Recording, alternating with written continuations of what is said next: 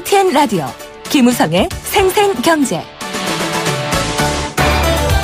애청자 여러분 안녕하십니까. YTN 뉴스 FM 김우성 PD입니다. 불법 파견 논란에 정부의 강경한 과태료 부과 그리고 노노 갈등 이야기까지 불거졌던 파리바게뜨 제빵사 문제.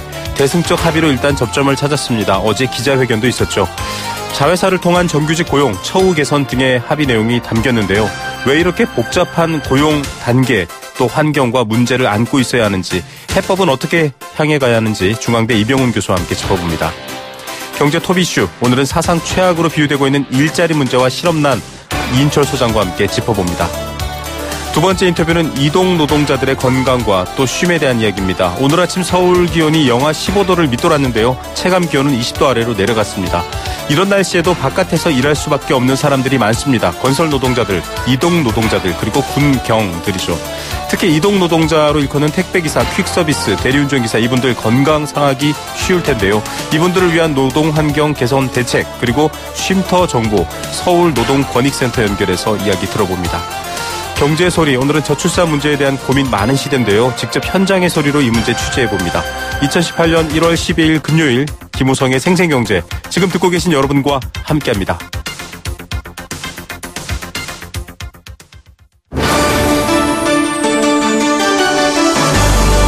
YTN 라디오 김우성의 생생경제.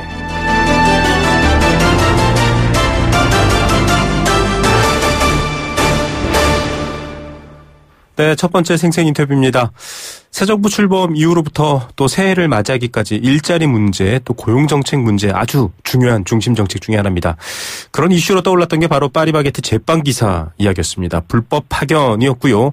또 고용부의 과태료까지 불거지면서 아주 집중을 받았던 문제였죠. 정부의 시정명령 내린 지 4개월 만에 파리바게뜨 본사가 3자 합작법인인 해피파트너즈에게 협력업체를 제외하고 자회사로 변경해달라는 양측 노조의 요구를 수용했습니다. 자회사를 통해서 제빵기사를 고용하기로 합의한 건데요. 이번 사태가 어떤 영향을 미칠지, 또 지금 여러 가지 고용 환경의 변화, 형태, 의미, 어떤 의미인지 전문가 연결해서 이야기 들어보겠습니다. 중앙대 사회학과 이병훈 교수입니다. 교수님 안녕하십니까? 예, 안녕하십니까? 예, 어제 오후쯤에 속보로 알려지면서 이제 꽤 보도가 나오고 있는데요. 예. 파리바게뜨 사태 해결이 됐습니다. 이 불법 파견 논란 일단 좀 정리가 됐는데 어떤 의미 있다고 보십니까? 예, 지난 9월에 말씀하신 대로 파리바게뜨 가맹 본부에 대해서 정부 고용노동부가 불법 파견 판정을 내리고 네.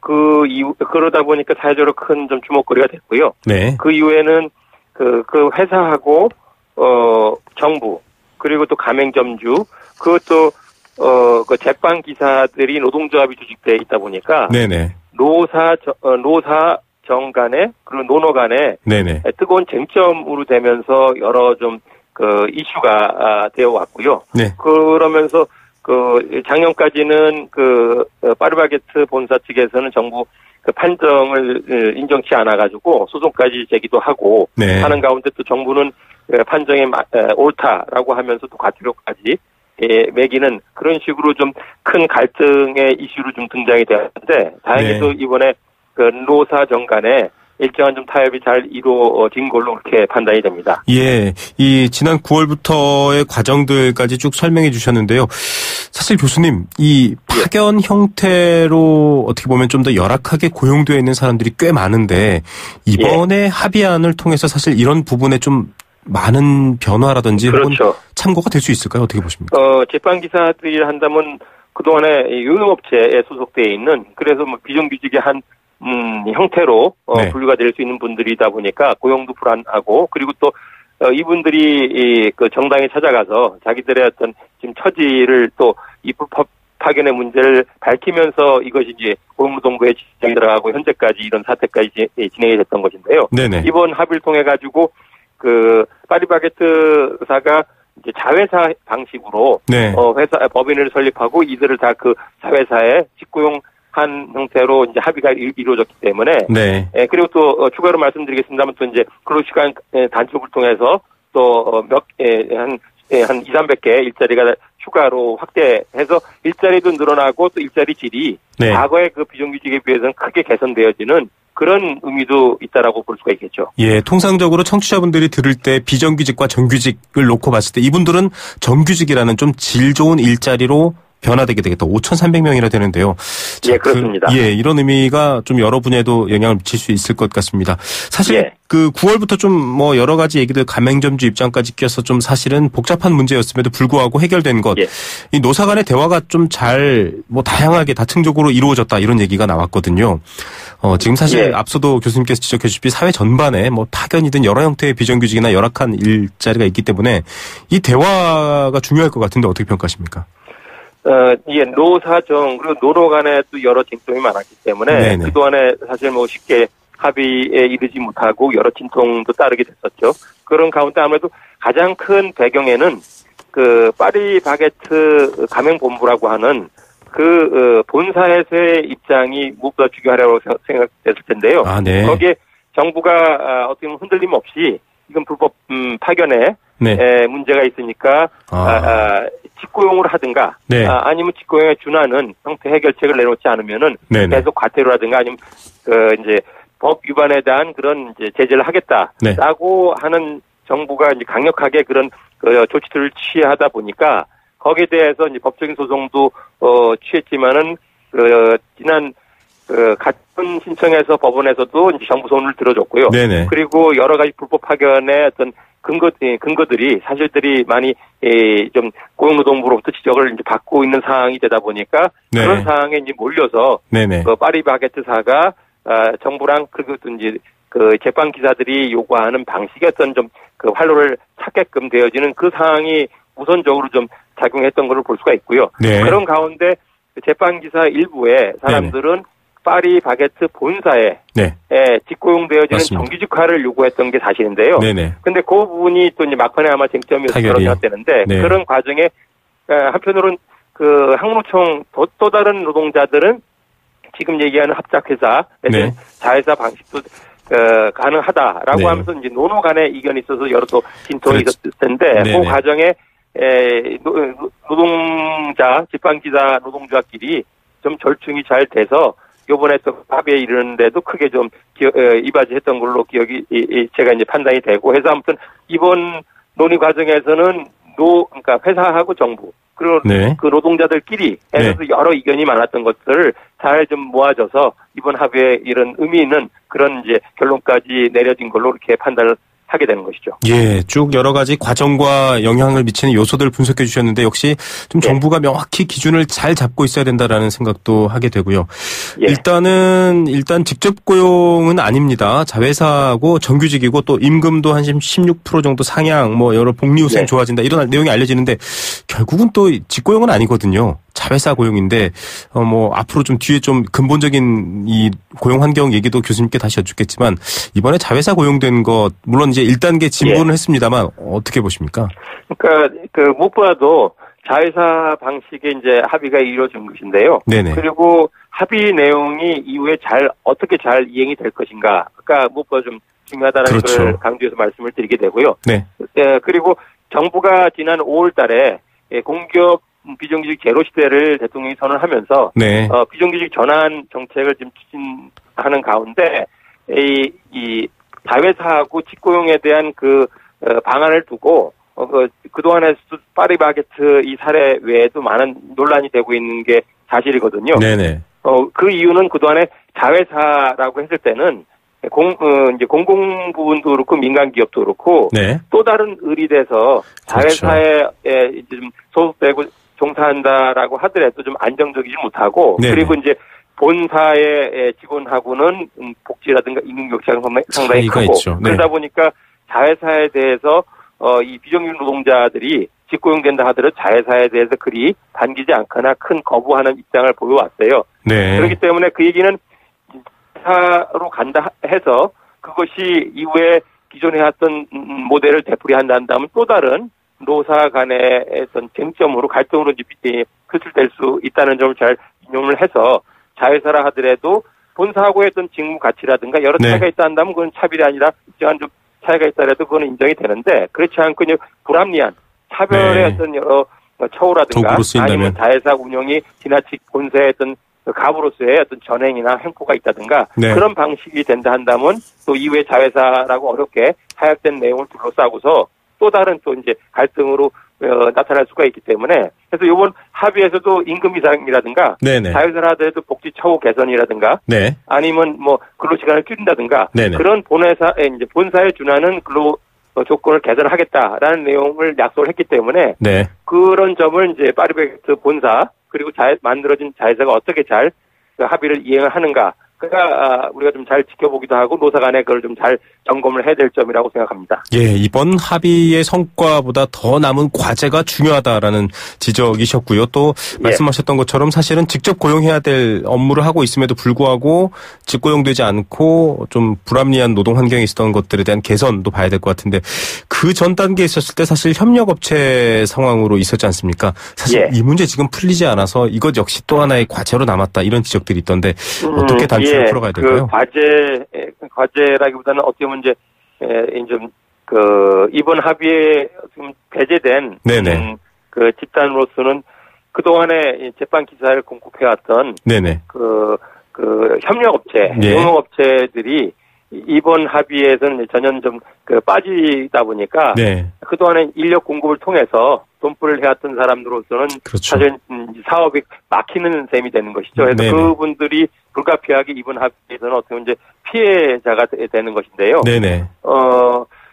그러니까 그분들이 뭐 이제 배제된 것에 대한 이제 불만이나 문제를 제기를 할 수 있다라고 생각되는데, 근데 현재 인력 공급하는 그런 방식의 비정규직을 정규직 자회사 직고용이 됐으니 그 사람들은 어차피 이제 다른 방식의 사업 활로를 찾는 그런 형태의 선택밖에 지금 찾기 그 선택 외에 다른 길이 없지 않겠는가. 또 이번에 정부하고 사측하고 또 점주하고 그리고 노노 간의 이런 합의가 된 것에 좀 빠진 협력업체 분들의 불만은 상당할 거로 예상이 되긴 하는데 그분들을 좀 챙기기에는 상당히 좀 어려움이 있지 않을까라는 그런 생각이 들기도 합니다. 예, 정당한 고용 형태 대가를 받지 못하는 불법 파견을 유지해서 또 협력업체 입장을 들어줄 수도 없는 노릇이고요. 좀 이 문제 해법은 다른 차원을 찾아봐야 될 것 같고요. 교수님 끝으로 좀 마무리하는 얘기로서 지금 불법 파견 비정규직도 다양한 종류가 있습니다. 게다가 또 무기계약직이라는 준규직까지 고용 형태와 구조가 굉장히 복잡다층하거든요. 그로 인한 차별도 많고요. 이걸 좀 바꿔나가는 과정인 것 같은데 어떻게 좀 향해 가야 할까요? 말씀하신 대로 그동안에 사실 산업구조가 바뀌면서이기도 하고 그리고 특히 외환위기 이후에 정부 그리고 민간기업에서 지나치게 비정규직을 많이 활용을 해왔고 그러다 보니까 비정규직의 남용과 차별의 문제가 우리 사회의 가장 핵심적인 문제라 해도 과언이 아니었을 거고요. 그리고 최근에는 그 비정규직 중에서도 파리바게뜨와 같이 기업들이 좀 직고용이나 정규 인력으로 활용할 수 있는 것조차도 외주화해서 그래서 간접 파견 용역 그리고 하청 같은 인력을 많이 활용하다 보니까 그로 인한 또 노동시장의 이중구조 양극화 문제가 매우 심각했습니다. 그래서 그걸 한술에 변화시키는 수는 없다 하더라도 파리바게뜨와 같이 그런 좀 진통이 좀 따른다 하더라도 노사정이 같이 머리 맞대고 그러한 어떤 고용 관행을 개선하는 식의 합의가 이루어지고 그것이 다른 이를테면 공공민간으로 좀 파급이 되면서 우리 노동시장에 그동안에 좀 문제됐던 것들도 좀 많이 좀 개선되고 해결될 수가 있지 않을까 기대합니다. 예, 교수님 오늘 말씀 감사드립니다. 예, 감사합니다. 네, 중앙대학교 사회학과 이병훈 교수였습니다. YTN 라디오 김우성의 생생경제. 네, 함께 느끼는 우리 경제 공감사전입니다. 애청자 여러분들을 위해서 귀를 활짝 열어두고 있습니다. 다양한 이야기들 참여하실 수 있는데요. 단문 50원, 장문 100원의 정보 이용료 부과되는 샵 0945번 문자 메시지로 참여할 수 있습니다. 참여해 주시면 추첨을 통해서 도심 속 꿈의 놀이터 일산 원마운트에서 워터파크 스노우파크 이용권 선물로 보내드리고 있습니다. 오늘의 공감사전 주제는 이동 노동자 쉼터입니다. 전국 곳곳에 이동 노동자를 위한 쉼터 휴, 이동 노동자 쉼터라는 게 생겨나고 있습니다. 여기서 말하는 이동 노동자를 봤더니요, 택배기사, 대리운전기사, 학습지 교사 등 이동을 통해서만 업무가 이루어지는 직종을 말합니다. 각 지자체와 노동권익센터에서 운영하고 있는데요. 다양한 지원 또 쉼 이런 것들이 가능하도록 만들어뒀다고 합니다. 오늘 굉장히 춥죠. 어제 밤에도 아주 추웠습니다. 특히 대리운전기사분들은 낮 시간이 아니라 굉장히 추운 취약 시간대에 일을 해야 되는데요. 추위에 노출돼 있으면 여러 가지 건강상의 문제가 생길 수 있는데 대부분 또 좁은 ATM기라든지 이런 곳 안에서 추위를 피하시는 분들도 있는데요. 이런 쉼터가 좀 많아져야 될 것 같고요. 또 이런 쉼터 안에서 좀 쉬면서 건강 조심하셔야 될 것 같습니다. 관련 인터뷰도 또 두 번째 준비하고 있으니까요. 많은 분들 관심 가져주시고요. 여러분들은 어떤 생각 갖고 계신지 또 어떤 부분들이 좀 보완돼야 될지 여러분들의 의견도 기다립니다.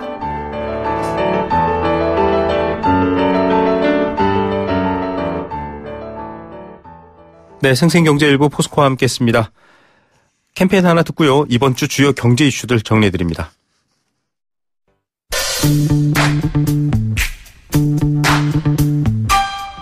참 좋은 경제연구소 이인철 소장과 함께 이번 주 가장 중요한 경제 이슈를 정리해드립니다. 경제 톱 이슈.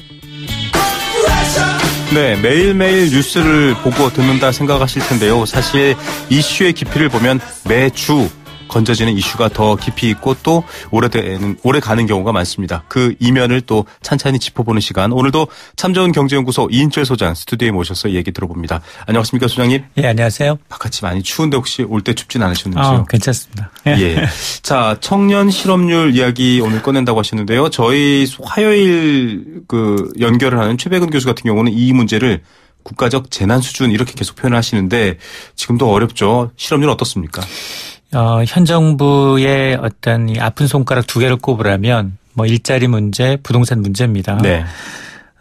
지난해 장미 대선 치르고 이제 문 대통령이 청와대 입성하고 난 다음 가장 먼저 한 게 바로 대통령 직속 일자리 위원회 만들었고요. 집무실의 일자리 상황판까지. 그렇습니다. 예, 그만큼 이제 소득주도 성장의 어떤 핵심이라고 할 수 있는 양질의 일자리를 만들어 보겠다는 의지였고 이후에 곧바로 11조 원이 넘는 일자리 추경까지 우여곡절 끝에 단행을 했죠. 네. 그럼에도 불구하고 지난해 이제 청년 실업률은 정말 사상 최악이었습니다. 지난해 15세부터 29세 사이 청년 실업률이 9.9%입니다. 네. 이게 관련 통계가 작성된 이후 사상 최고치고요. 여기에 지금 사실 이 실업인계는 이제 포함되지 않았는데 더 나은 직장에 위해서 취업을 준비하는 사람, 네. 아르바이트생 이런 걸 포함하게 되면 체감 실업률은 22.7%입니다. 이거 역시 통계 작성 이후 가장 높았는데요. 네. 사실상 우리 주변에 청년 5명 가운데 1명이 실업자라는 겁니다. 이러다 보니까 일자리 성적판을 놓고 보면 낙제점이다라는 평가가 나올 수밖에 없는 대목입니다. 예. 자, 이 청년 실업이 갖고 있는 특수한 의미가 있을 겁니다. 경제가 성장하고 활성화되지 않으면 해결되지 않는 어려운 부분이고요. 이렇게 청년 실업률이 악화되는 부분이 지금 사실상 맞는데 어떤 이유를 꼽아야 될까요? 그렇습니다. 지금 수출 잘 되고 일자리 추경으로 공무원도 더 많이 뽑는다고 하고 그럼에도 불구하고 왜 청년 취업난이 여전하냐. 이유는 크게 세 가지인데요. 우선 기업들의 신규 채용 자체가 줄었습니다. 네. 지난해 수출 잘 된 업종은 반도체 IT입니다. 근데 이들 업종이 이미 자동화 잘 돼서 네. 고용 창출 효과가 그렇죠. 크지가 않다는 거고요.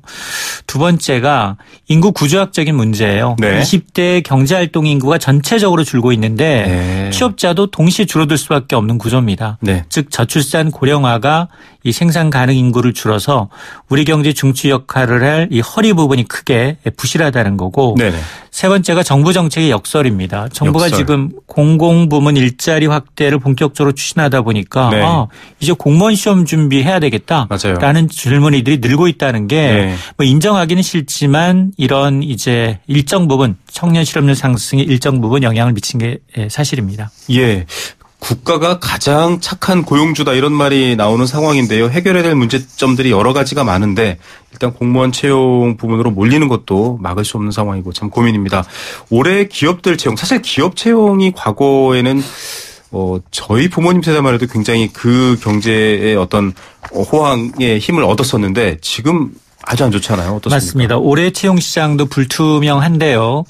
이 취업 포털 사람인이 이제 기업별로 채용 시장 기상도를 좀 조사를 했습니다. 네. 대기업, 중소기업, 스타트업 기업 이렇게 나눠서 예측해 보니까 대기업 시장은 그나마 좀 괜찮습니다. 네. 대기업은 왜냐하면 정부 정책에 순응해야 되는 분위기거든요. 그러다 보니까 올해 채용 규모가 지난해와 좀 비슷하지 않겠느냐라는 관측이고 문제는 우리나라 일자리 90%가 중소기업에서 나오는데 중소기업의 전망은 암울합니다. 네. 일단 최저임금 인상에 가장 민감하고요. 근무시간 단축에 직격탄을 맞고 있다라는 겁니다. 이러다 보니까 이 조사 대상 중소기업의 절반 이상이 최저임금 인상으로 신규 채용을 줄이겠다라는 겁니다. 네. 뭐 스타트업 시장은 그나마 좀 나은데 뭐 이 스타트업 기업도 역시 정부의 어떤 이제 지원금을 보조하기 위한 정책들이 시행되다 보니까 네. 상대적으로 이제 올해 대기업이나 이제 스타트업 기업은 괜찮은데 근데 이제 사실은 이 스타트업 기업이나 중소기업의 경우에는 어떤 이제 임금이랄까 네. 이런 부분에 이제 대기업과의 괴리감 때문에 그렇죠. 사실 청년들이 원하는 일자리는 아니다라는 게 좀 문제입니다. 예, 요새는 또 취업이 아니라 창업이다 이런 말도 있지만은 한국 사회는 아직까지 창업 실패에 대한 안전망이 없습니다. 실패하면 끝이다 이렇게 되니까 또 그조차 못하고 있는 상황인데 참 고민이 많습니다. 지금 공공부문 채용을 확대하는 건 뭐 정 안 되면 국가라도 고용하겠다라는 정부의 절박함은 이해가 되긴 하는데 고등학생들이 공무원 시험 준비하는 사례까지 생긴다고요. 이 신조 공딩족이라고 있어요. 공딩족. 예, 많이 이게 들어봤죠. 공무원하고 고딩의 합성어입니다. 네. 공무원 시험을 준비하는 고등학생인데요. 네네. 실제로 지난해 9급 공무원 가운데 공채 18세에서 19세 응시자가 3천여 명이 넘었고요. 네. 인터넷 강의를 통해서 공무원 시험 준비를 하는 10대 수험생 비율이 지난해 32%라고 합니다. 네. 이게 수능을 마친 고3의 얘기냐 그게 아니라는 거예요. 네. 고등학교 1학년을 대상으로 노량진 공무원 시험 대비반이 따로 개설되고 있습니다. 아, 네. 이게 왜냐. 사실은 이제 뭐 응시 제한 연령 없어졌죠. 2009년 네. 이후에. 네. 그리고 이제 교과 과목에 이제 수학, 과학, 사업개혁 같은 고교응시생이 좀 잘하는 과목들이 좀 포진돼 있다는 겁니다. 네. 또 보다 근본적인 이유가 정부가 오는 2022년까지 공무원 17만 명 증원하겠다라는 게 이제 가장 근본적인데 문제는 이제 17만 명 공무원 늘리는 게 청년 실업률의 근본 해법이냐 이건 네. 아니라는 겁니다. 그렇죠. 이건 뭐 세금으로 공무원 늘리는 건 한계가 있을 수밖에 없기 때문에 이런 현상은 좀 이 웃픈 현상입니다. 네. 자, 신년 기자회견에서도 일단 일자리 문제 대통령께서 직접 챙기겠다 말은 했거든요. 어떻게 봐야 될까요? 그렇습니다. 올해 취업 전망 좋지 않다는 건 대통령도 알고 있습니다. 그래서 신년 기자회견에서 3, 4년은 어렵다. 앞으로. 때문에 이제 청년 일자리 문제를 국가적 과제로 삼아서 직접 챙기겠다라고 언급을 한 겁니다. 네. 이를 위해서 이제 이번 달 내로 조만간 노사정 일자리위원회를 재거동하고요. 네. 그리고 지금 가장 시급한 과제가 뭐냐면 국회 계류 중인 근로기준법 개정안입니다. 네네. 여기에 뭐 근로시간을 줄이고 이제 노동시간을 단축하는 거, 네. 일자리를 나누는 방안이 이제 들어가 있는데 이런 이제 근로기준법 개정안을 신속하게 좀 통과해달라라고 촉구를 했고요. 네. 이렇게 되면 이제 앞으로 지금 이 공공 부분에 의해서 혹은 뭐 청년 고용 촉진 정책과 뭐 일자리 안정자금 정책 등이 이제 순차적으로 시행되게 되면 집권 2년 차에 접어든 올해는 어느 정도 가시적인 성과가 좀 나오지 않겠느냐라고 기대를 하고 있는 겁니다. 예. 물론 뭐 가시적인 성과가 빨리 나오는 것도 많은 분들이 원할 텐데 사실 좀 근본적인 해결이 필요합니다. 아까 소장님께서 중소기업이 대부분의 이 고용을 하고 있다. 그럼 사실 중소기업의 이 이득과 영업이익과 성과가 대기업에 어느 정도 수준까지만 받쳐줘도 이런 일이 있지는 않을 것 같은데 이런 생각도 드는데요. 맞습니다. 지금 정부의 소득주도 성장 기조 바뀔 거냐 임기 내 바뀔 가능성 제로입니다. 네. 법인세 인상됐고요. 최저임금 갭상승했습니다. 대기업 부자들 세금 더 내서 서민과 취약계층을 나눠준다. 라는 공약에 절반 이상의 국민이 동의했고 네. 지금 지지율 70% 내외예요. 근데 정부는 지금 당근과 채찍이 필요한데 네. 지금 채찍만 가고 있다는 겁니다. 네. 그러다 보니까 나타나는 부작용, 영세 자영업자 사업 접어야 하나 고민하고 있고요. 알바생들 잘릴까 봐 노심초사하고 있다는 겁니다. 네. 결국 누가 이 비용을 지불할 것이냐의 문제인데 노사정 거국적인 합의가 필요합니다. 네. 일자리는 정부가 아니라 기업이 만들어야 돼 진정한 일자리가 나올 수밖에 없고요. 그러니까 당근과 채찍 가운데 지금 채찍만 있는데 당근책이 필요하다는 거예요. 이 엄연하게 현실을 인사하고 속도 조절이 필요하고요. 또 새로운 먹거리를 만들기 위해서 기업들의 투자를 확대할 수 있도록 네. 기반을 만들어줘야 된다는 겁니다. 그러니까 규제를 결국 폐쇄하는 쪽으로 가야 되는데요. 결국 문제는 성장입니다. 돈을 벌어야 나눌 수 있거든요. 네. 성장이 없는 상황에서 계속 이제 실업률을 해결될 수 없다라는 것. 이 부분에 대해 대해서 사실 정부가 기업을 적폐라고 단정하면 절대 양질의 일자리가 만들어질 수 없다는 사실을 알아야겠습니다. 예. 자, 이 넘어진 곳 다친 데를 치유하는 것뿐만 아니라 제발 그 넘어지게 만드는 걸림돌을 치우는 거에도 정부가 좀 아이디어를 모아야 될 것 같습니다. 소장님 오늘 말씀 감사드립니다. 네, 감사합니다. 참 좋은 경제연구소 이인철 소장이었습니다.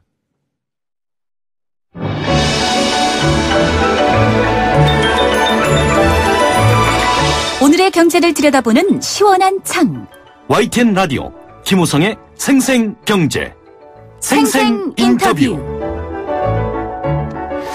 네, 두 번째 생생 인터뷰 마련해 드리겠습니다. 올겨울 가장 강력한 한파가 몰아친 서울, 경기, 강원 지역. 거리에 서 있는 것조차 힘들 정도의 추위 때문에 외출도 힘듭니다. 저도 걸어서 출퇴근을 하는 편인데요. 오늘 나오자마자 한 몇십 초 뒤에 귀가 아파올 정도로 추웠습니다. 이런 상황에서 추위를 고스란히 견디며 일해야 되는 분들이 있습니다. 바로 이동 노동자들인데요. 택배, 퀵서비스, 대리운전기사 이런 분들이죠.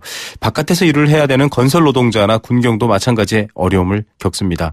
재난경보가 나올 정도의 추위에서 일하는 것, 건강상의 위협이 될 수도 있고요. 또 업무의 특성상 추위를 피할 수 없기 때문에 여러 가지 좀 대책이 필요합니다. 경제소리에서도 한번 다룬 적이 있었는데요. 서울시에서 좀 대책을 마련한 게 바로 이동노동자 쉼터인데요. 오늘 같은 강추위에 아주 톡톡한 역할을 할 것 같습니다. 지금 이동 중에 라디오 들으시는 이동노동자분들 많으신데 좀 도움이 되셨으면 좋겠습니다. 운영 책임자 연결해서 이야기 들어봅니다. 서울노동권익센터 고명우 기획협력팀장 직무대행입니다. 고 팀장님 안녕하십니까? 예, 안녕하세요. 예, 오늘 참 추웠는데요. 이런 날 좀 이동 노동자분들이 걱정입니다. 사실 이동 노동자라고 하니까 용어가 좀 낯섭니다. 주로 뭐 대리운전 이렇게만 떠오르는데 어떤 분들이 해당되시는 건가요? 예, 이제 이동 노동자라는 말 그대로 주로 이동을 하시면서 이제 노동을 하시는 분들을 지칭하는 건데요. 네. 이제 주로 온라인 플랫폼 기반의 이제 주문을 받아서 그 주문의 오더에 따라서 일정한 사업장이 없이 이렇게 이동을 하시면서 일을 하시는, 그러니까 직장이라는 개념 자체가 없어진 이동하시는 분들이죠. 그런 분들을 이동 노동자분들이라고 부릅니다. 예, 즉 뭐 사무실 자체가 아예 없고 무조건 이동하면서 일을 하셔야 되는 분들, 뭐 길거리가 사무실인 분들 이렇게 표현할 수도 있겠네요. 예, 그렇죠. 네, 보니까 아까 뭐 학습지 노동자 분들도 포함되어 있던데 어떤 직종들이 있는 건가요? 예, 이제 아까 말씀하셨던 대로 뭐 배달, 퀵, 대리기사님들도 해당이 되겠지만, 뭐 학습지 교사, 뭐 보험 설계사, 제가 요양 방문 간호사, 보호사, 뭐 장애인 활동 보조인, 넓게는 방문 설치 수리 기사님들, 뭐 검침원분들 이런 분들까지 다 포괄할 수 있겠죠. 예, 왜냐하면 이런 분들이 내가 해당되는지 알아야 좀 이용할 수 있을 텐데 검침원 또 이 방문 설치 기사 이런 분들도 사실상 이동하면서 계속 일을 해야 되기 때문에 이동 노동자에 해당된다. 자, 이런 분들이 지금 이런 추위에도 물론 더위도 마찬가지입니다만 계속 외부에 있는 시간이 많기 때문에 여러 가지 노동 환경의 어려움이나 건강상의 문제가 있을 것 같거든요. 실태가 좀 대략 어떻습니까? 예, 그렇죠. 실제 상당히 이제 그 건강상의 문제가 심각하신 수준이고요. 왜냐하면 일단 끊임없이 걷고 움직여야 되는 것 자체가 굉장히 고된 노동이고, 그리고 날씨에 따라서 오늘같이 너무 춥거나 너무 더운 날에 당연히 건강한 몸을 상하시겠고요. 기본적으로는 또 안전 문제, 어쨌든 거리 외부에서 일해야 되는 것 때문에 안전 문제도 많이 발생을 하고, 심리적으로 그 사무 공간이 일정하지 않고 그러다 보니까 조금 마음 편하게 쉴 수 있는 공간 자체도 없잖아요.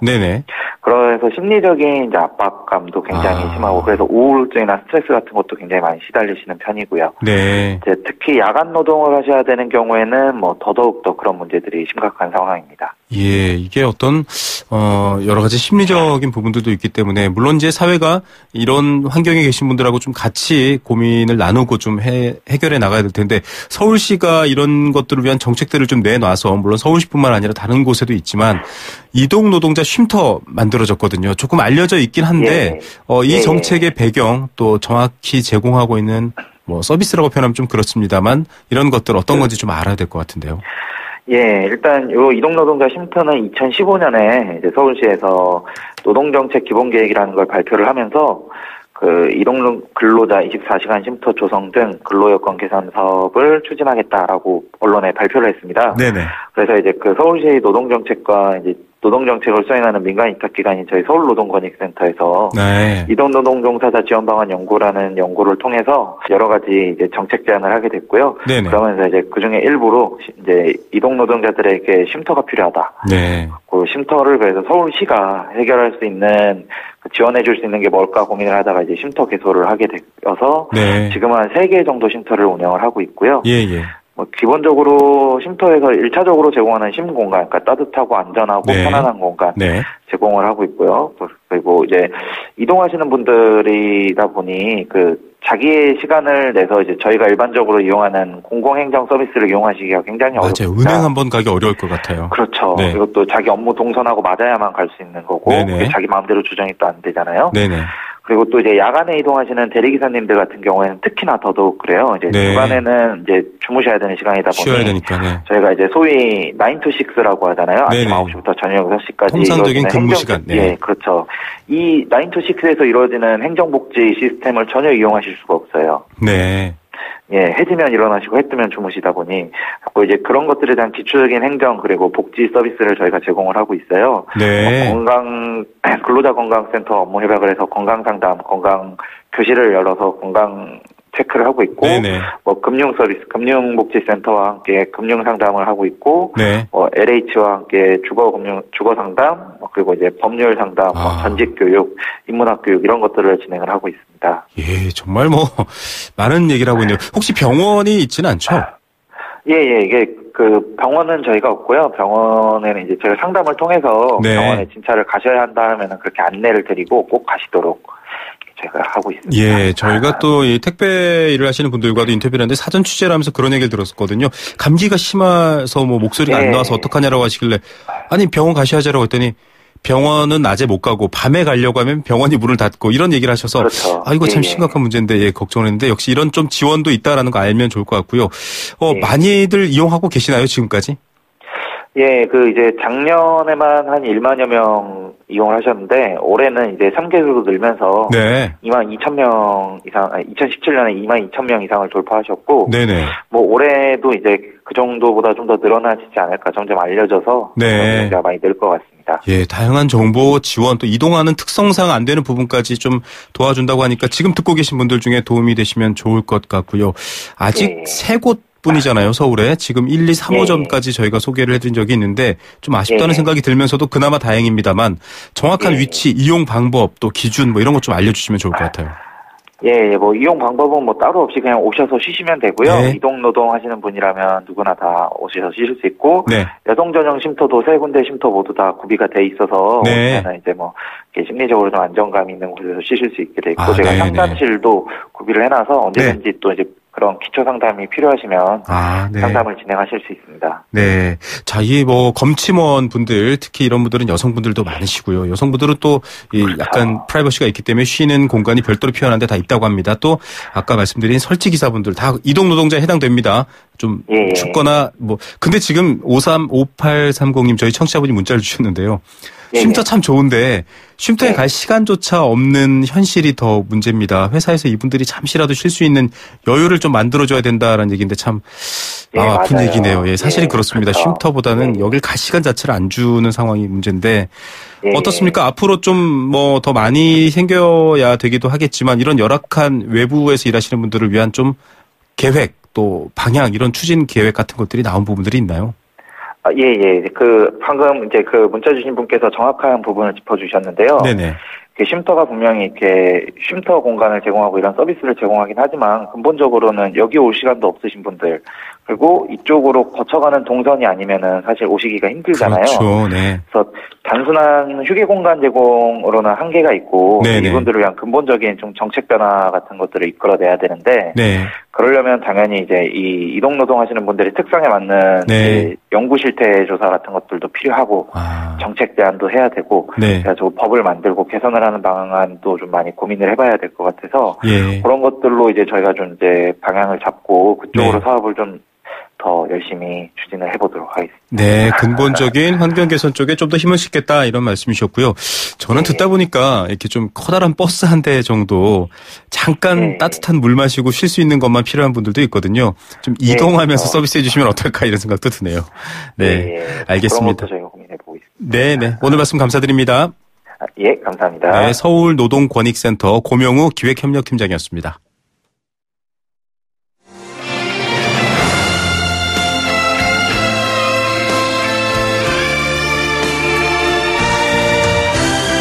YTN 라디오 김우성의 생생경제 더불어 함께 살아가는 삶 그리고 더 나은 삶을 꿈꾸는 시간 오후에 만나는 싱싱한 라디오 경제 김우성의 생생경제가 대한민국 경제를 지키는 여러분과 지금 함께하고 있습니다.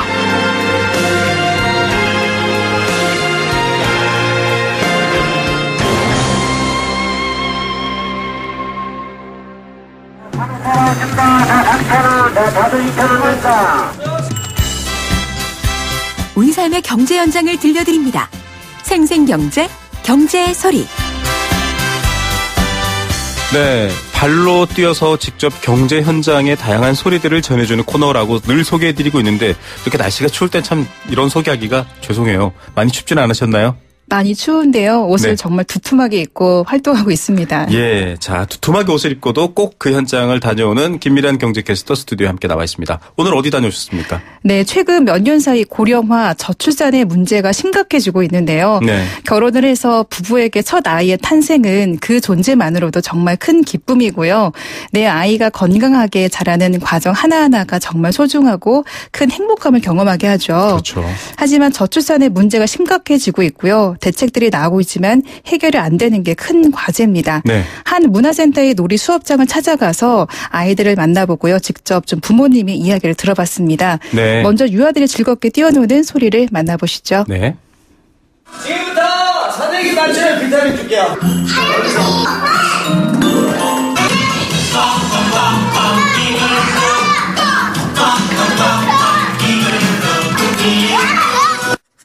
네, 왁자지껄. 사실 저는 네. 아이가 셋이나 돼서 네. 맨날 집에서 듣는 소리예요. 왁자지껄, 왁자지껄.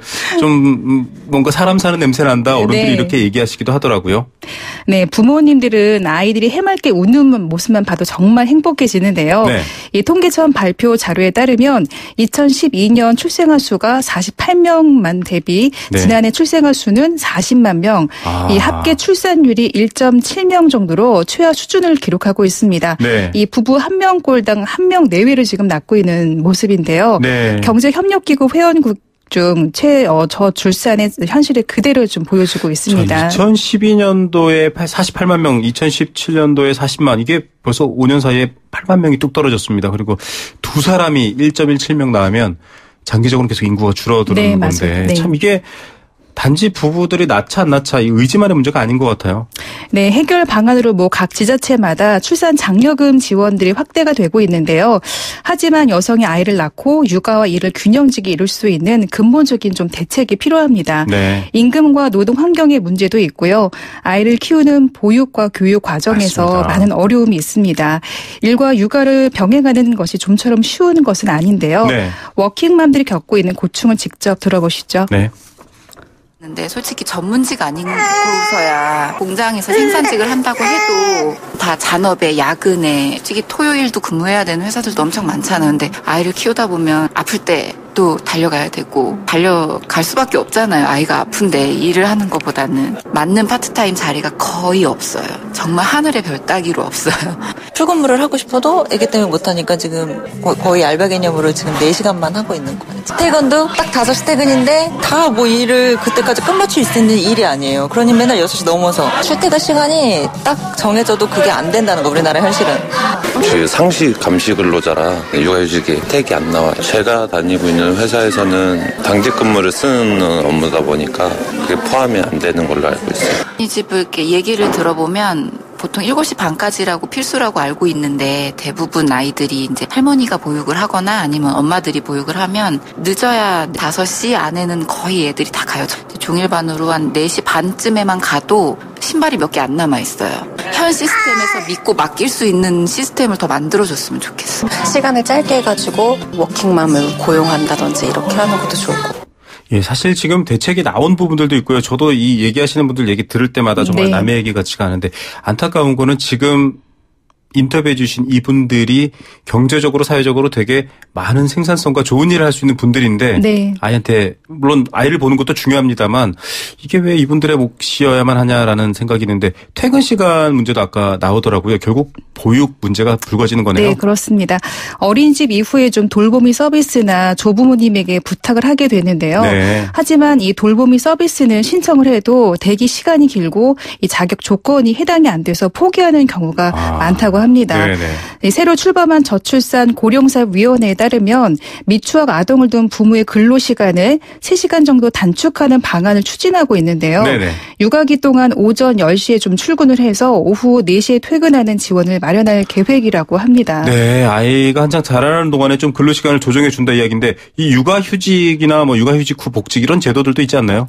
일단 출산 육아휴직 휴가가 근로기준법에 좀 보장이 되어 있어도 네. 편하게 쓸 수 없는 사회 환경 때문에 고충을 받고 있는 건데요. 네. 서울시 직장맘 지원센터에서는 이런 총체적인 문제를 상담하고 일터에서 경력이 단절되지 않도록 지원을 하고 있습니다. 네. 이 서울시 직장맘 지원센터장 유옥순 씨를 통해서 자세한 내용을 들어보시죠.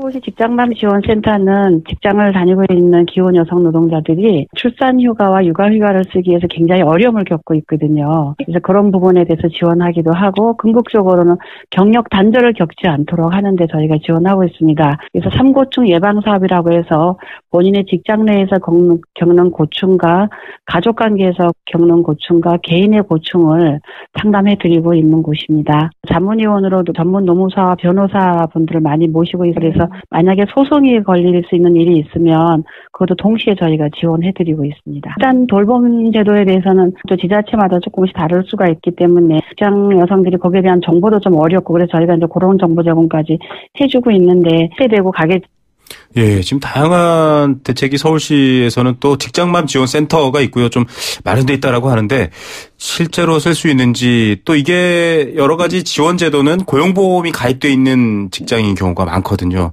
네. 거기에 해당 안 되는 분들도 있잖아요. 네, 맞습니다. 우선 이 고용노동부에 따르면 앞으로 이 노동시간 2시간 단축 청구권을 임신 기간 중에 언제든지 좀 사용할 수 있도록 하고요. 네. 남성도 출산 휴가를 유급 3일에서 10일로 확대가 됩니다. 네. 남성도 육아 휴직이 있지만 이 휴직하는 동안 수입이 줄면서 가정 경제에 타격을 받게 되는 건데요. 그렇죠. 회사에서 눈치가 보여서 사용하지 못하는 경우가 상당히 많습니다. 네. 육아 휴직을 이용할 수 있는 곳도 뭐 대기업 정규직이나 공공부문 근로자만 해당이 되기 때문인데요. 네. 또 비정규직이나 자영업자들에게는 혜택의 기회조차도 없습니다. 좀 제도가 있어도 제대로 쓰기가 어려운 사회 인식 부족이 가장 큽니다. 예, 사실은 이게 이렇게 법으로 강제하지 않아도 알아서 사회가 좀 배려해 준다라는 게 더 중요한 부분인데 네. 안타깝네요. 제도상은 출산 휴가가 3개월, 육아휴직 1년, 뭐 또 남성들도 최근에 쓸 수 있게끔 되어 네. 있는데 실제로는 못 쓰는 경우가 많죠. 네, 좀 그래서 기업들이 잘 수용할 수 있는 적극적인 지원이 필요합니다. 네. 좀 당당하게 육아휴직을 쓰고 복직할 수 있는 근로 감독이 필요한데요. 네. 앞으로 출산 휴가와 육아휴직제를 사업장의 눈치를 보지 않고 이 노동부 고용지원센터에 신청을 하면 이용할 수 있는 새 법안이 추진 중입니다. 네. 이 서울시 직장맘 지원센터장을 통해서 자세한 내용을 들어보시죠. 네. 육아 휴가를 내기가 어려워서 지금 국회 이용득 의원을 통해서 발의를 하고 있는 법안이 있어요. 직장 다니는 여성들이 출산이나 육아휴직을 내려고 그러면 사실은 사장님들이 이해가 없어서 휴가를 내게 되기가 어렵거든요. 사장님한테 이 휴가를 신청하지 않고 노동부에 있는 고용지원센터를 통해서 출산 육아휴직을 신청을 하면 정부에서 그 당해 회사에다가 이 사람이 출산 육아휴직을 신청했습니다라고 통보해주고 바로 회사가 출산 육아휴가를 줄 수 있도록 그런 제도를 마련하기 위한 법률을 지금 저희가 발의하고 있고 그런 법률이 발의가 돼서 통과가 된다고 하면 기혼 여성들이 출산하고 육아를 하기가 훨씬 좀 더 휴가를 내는 게 용이해지겠죠. 예, 좀 회사와의 관계가 불편할까 봐 아예 다른 데다 신청할 수 있게끔 네. 결국은 문화가 안 되니까 법률로 만들 수밖에 없다 이런 결론이어서 좀 씁쓸하기도 하네요. 네, 기획재정부에 따르면 이 저출산 극복을 위해서 출산의 사각지대를 할 수 있는 프리랜서, 고용보험 미가입 여성에 대한 육아 지원 방안도 앞으로 마련할 계획이라고 합니다. 앞으로 보험 설계사나 영세 사업장 근로자가 우선 지원 대상이 될 것으로 보이는데요. 이 보완이 되는 제도와 정책들이 근로 현장에서 좀 잘 스며들고 개선이 되기를 바랍니다. 결혼을 해서 아이를 낳고 육아와 일에 좀 균형진 삶이 돼야 출산율도 자연스럽게 오르지 않을까 좀 희망해 봅니다. 예, 희망이라는 두 단어가 참 와닿네요. 오늘 소식 감사합니다. 네, 감사합니다. 김미란 경제캐스터였습니다. 생생경제 포스코와 함께했습니다. 5830님께 선물 드리고요. 따뜻한 주말 보내십시오. 지금까지 김우성 PD였습니다.